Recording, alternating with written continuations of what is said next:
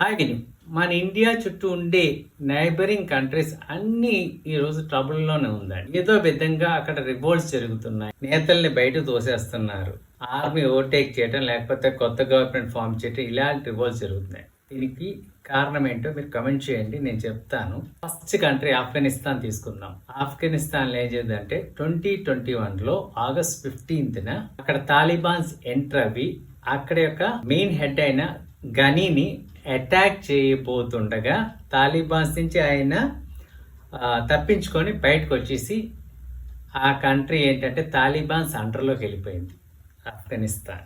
తర్వాత చూసిన 2022లో జూలై 12న శ్రీలంకలో రాజపక్షాస్ అనే పిఎంని కంట్రీ వదిలి వెళ్ళే పరిస్థితి వరకు అక్కడ యువతరం రోడ్డు మీద నిరసన చేసి ప్రెసిడెన్షియల్ బంగ్లా, మినిస్టర్స్ బంగ్లాస్ అన్ని వెళ్ళి వాళ్ళ ఇంట్లో ఫుడ్ తిని రచ్చ చేసి స్విమ్మింగ్ చేసి మొత్తం అక్కడ పీపుల్ అంతా రోడ్డు మీద ఉండేటట్టు స్టూడెంట్ యూనియన్స్ అంతా చాలా గట్టి ఫైట్ ఇచ్చి ఉన్న గవర్నమెంట్ని పడగొట్టింది.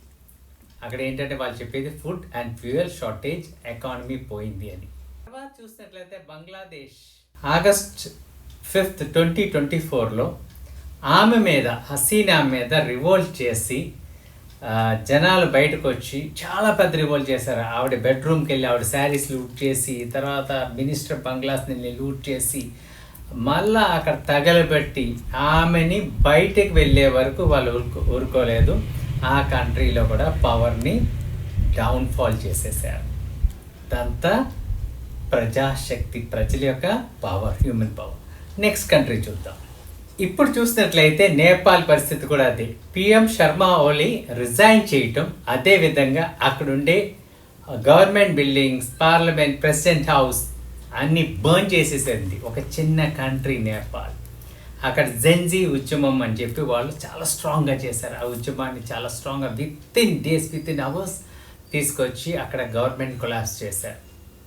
సో దీని అంతటికీ కారణం ఒకటేనండి, ఒకటే, కరప్షన్, నెపోటిజం. అంటే నేను, నా పిల్లలు, తర్వాత వాళ్ళు కూడా సంపాదించాలి, వాళ్ళు పవర్లో ఉండాలి, కొత్త వాళ్ళు ఎవరిని అలౌ చేయరు.